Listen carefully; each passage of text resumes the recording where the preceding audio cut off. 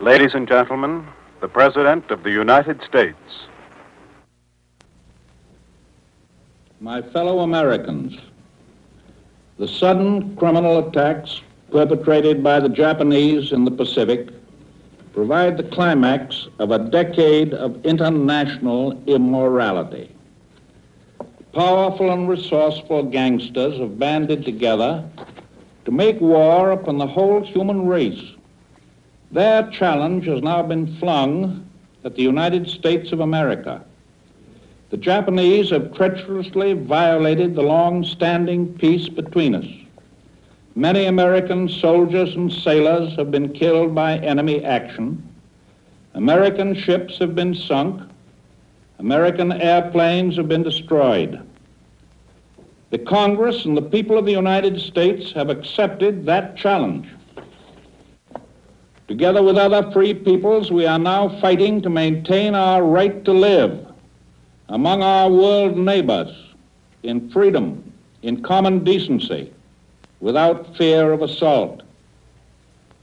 I have prepared the full record of our past relations with Japan, and it will be submitted to the Congress.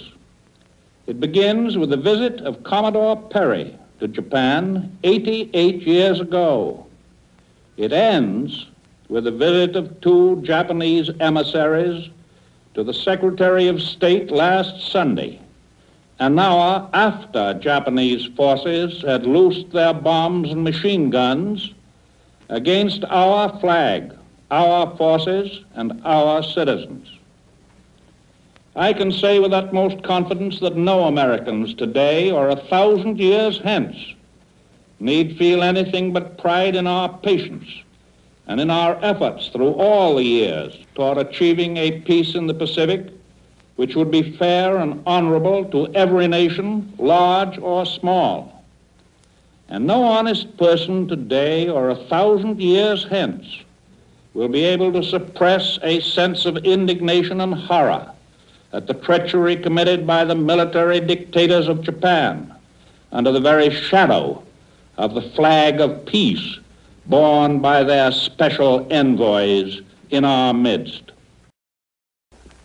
We may acknowledge that our enemies have performed a brilliant feat of deception, perfectly timed and executed with great skill. It was a thoroughly dishonorable deed, but we must face the fact that modern warfare as conducted in the Nazi manner is a dirty business. We don't like it. We didn't want to get in it, but we are in it, and we're going to fight it with everything we've got. I do not think any American has any doubt of our ability to administer proper punishment to the perpetrators of these crimes. Your government knows that for weeks Germany has been telling Japan that if Japan did not attack the United States, Japan would not share in dividing the spoils with Germany when peace came.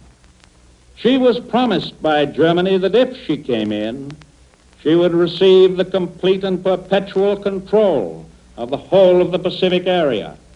And that means not only the Far East, but also all of the islands in the Pacific, and also a stranglehold on the west coast of North and Central and South America. We know also that Germany and Japan are conducting their military and naval operations in accordance with a joint plan. That plan considers all peoples and nations which are not helping the Axis powers as common enemies of each and every one of the Axis powers. That is their simple and obvious grand strategy. And that is why the American people must realize that it can be matched only with similar grand strategy. We must realize, for example, that Japanese successes against the United States in the Pacific are helpful to German operations in Libya.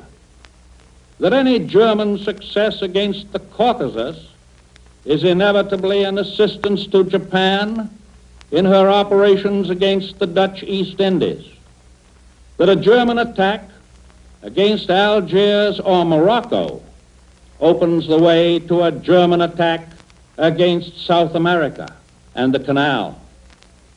On the other side of the picture, we must learn also to know that guerrilla warfare against the Germans in, let us say, Serbia or Norway helps us, that a successful Russian offensive against the Germans helps us, and that British successes on land or sea in any part of the world strengthen our hands.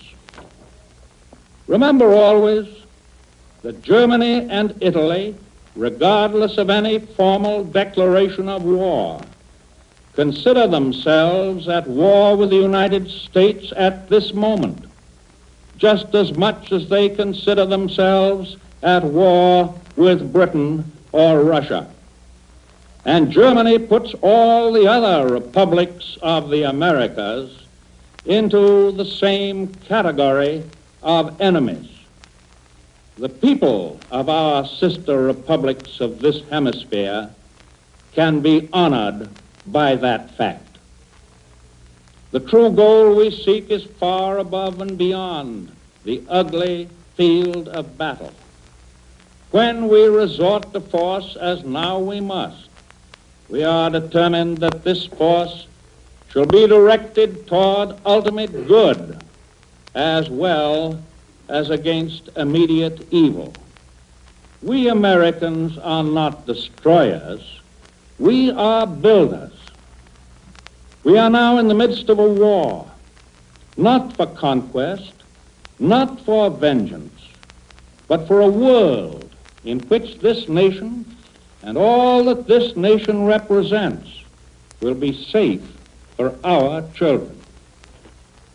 We expect to eliminate the danger from Japan, but it would serve us ill if we accomplished that and found that the rest of the world was dominated by Hitler and Mussolini.